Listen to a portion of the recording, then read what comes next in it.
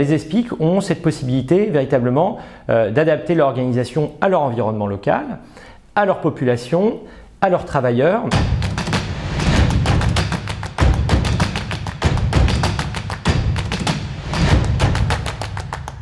Le principe des ESPIC, c'est que ce sont des établissements de droit privé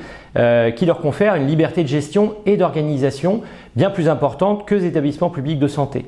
Dès lors, ils ont la capacité de s'organiser comme ils le souhaitent. Il y a un socle commun qui est commun à tous les établissements de santé, mais les ESPIC ont cette possibilité véritablement d'adapter leur organisation à leur environnement local, à leur population, à leurs travailleurs, et ne sont pas obligés de ménager des équilibres, par exemple, comme c'est le cas dans le conseil de surveillance d'un hôpital qui doit avoir le maire ou autre. Le conseil d'administration d'un ESPIC est élu et peut être renouvelé et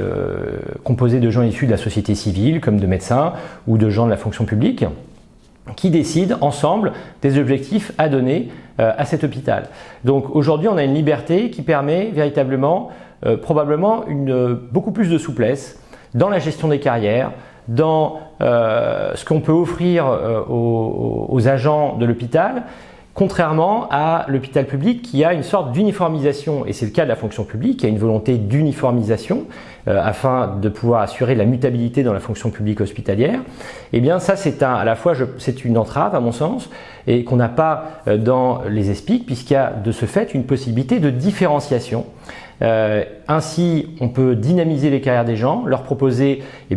soit des rémunérations, soit des reconnaissances en fonction des missions qu'ils ont effectuées, et qui permet de diversifier et probablement de donner plus de perspectives qu'une carrière dans la fonction publique qui, à mon sens, est déjà très prédéterminée dès le départ avec les grilles salariales et le statut de la fonction publique hospitalière